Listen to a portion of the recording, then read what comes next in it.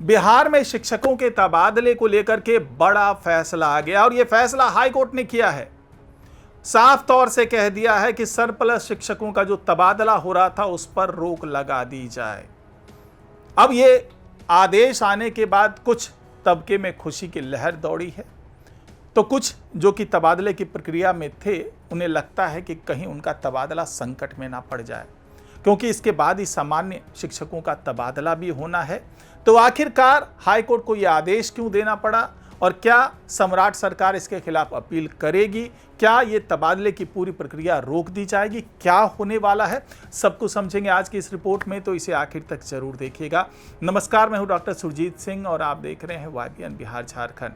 तो जी हाँ, बिहार में शिक्षकों के तबादले का एक्सप्रेस जो है अब वो थमता हुआ नजर आ रहा है, क्योंकि पटना हाईकोर्ट ने जो आदेश दिया है, जो जनहित याचिकाओं पर सुनवाई करते हुए आदेश दिया। कई लोगों ने याचिकाएं लगाई थी और उन्होंने ये विरोध जताया था कि इस तरीके से सरप्लस शिक्षकों का तबादला किया जा रहा है वो सही नहीं है।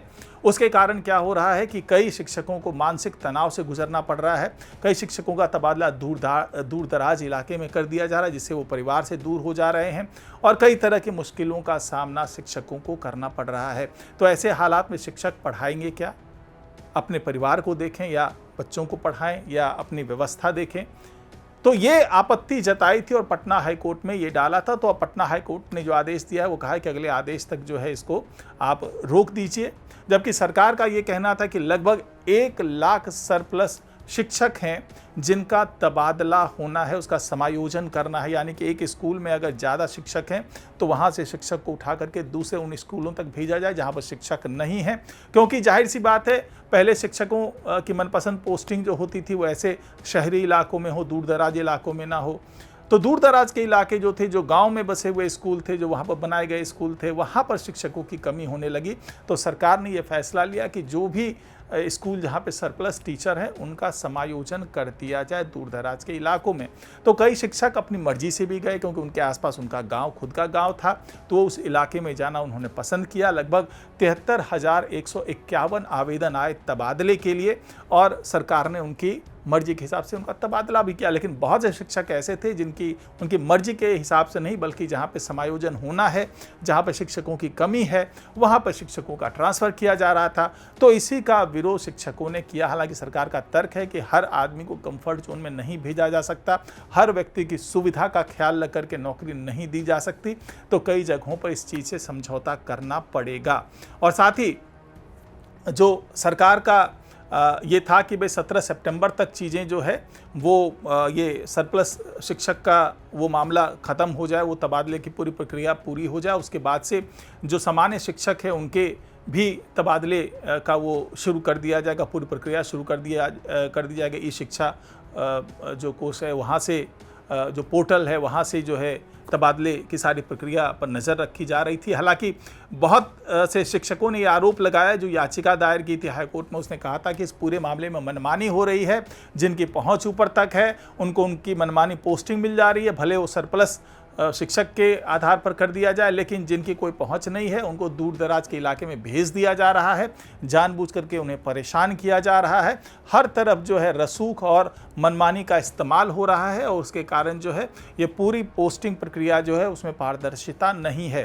और इसके लिए जो पटना हाईकोर्ट है उसने सरकार से कहा है कि आप इस पूरे मामले में 4 सप्ताह के अंदर में अपना जो जवाब है वो दाखिल कीजिए, उसके आधार पर फिर आगे की सुनवाई होगी। लेकिन तब तक सरप्लस टीचर के समायोजन के नाम पे जो ट्रांसफ़र हो रहा है उस पर रोक लगा दी जाए। लेकिन इस रोक लगाने के बाद में उस पूरी ट्रांसफ़र प्रक्रिया पर भी रोक लगती हुई नज़र आ रही है, जो इस सरप्लस टीचर, क्योंकि सरप्लस टीचर का समायोजन करने के बाद ही ये देखा जाता है कि कहाँ कितनी वैकेंसी है। अब म्यूचुअल जो ट्रांसफ़र पोस्टिंग की बात है, क्या वहाँ पर की जा सकती है कि नहीं की जा सकती है, क्योंकि कुल 7 कैटेगरी के तहत जो है ये ट्रांसफ़र पोस्टिंग की बात हुई थी और इसका आवेदन जो है ऑनलाइन तरीके से मंगाया जा रहा था और ये कहा जा रहा था कि अंकों के आधार पर प्रायोरिटी तय की जाएगी और शिक्षकों का ट्रांसफ़र किया जाएगा। इसमें गंभीर बीमारी की बात है, एकल अभिभावक की बात है, या फिर पति पत्नी की सरकारी नौकरी होने के का भी एक आधार बनाया गया था। साथ ही जो दिव्यांग जो शिक्षक हैं उनके लिए भी एक वो श्रेणी बनाई गई थी, और म्यूचुअल तो ही था ही, सरप्लस था ही। मतलब कुल मिलाकर के कुल 7 कैटेगरी जो है वो तैयार किए गए थे कि इसके आधार पर शिक्षकों का ट्रांसफ़र होना था, और इसके लिए 31 अक्टूबर तक की तारीख जो है वो तय की गई थी। लेकिन अब चूंकि ये सरप्लस शिक्षकों के तबादले का प्रोसेस जो है उस पर रोक लगा दी है हाई कोर्ट ने, तो पूरे ही ट्रांसफ़र पोस्टिंग की जो प्रक्रिया है उसमें देरी होती हुई नज़र आ रही है। भले पारदर्शिता का दावा कर रही हो सरकार, लेकिन उसकी पारदर्शिता पर गंभीर आरोप लगाया है कुछ शिक्षकों ने, जिन्होंने याचिका दायर की थी हाई कोर्ट में।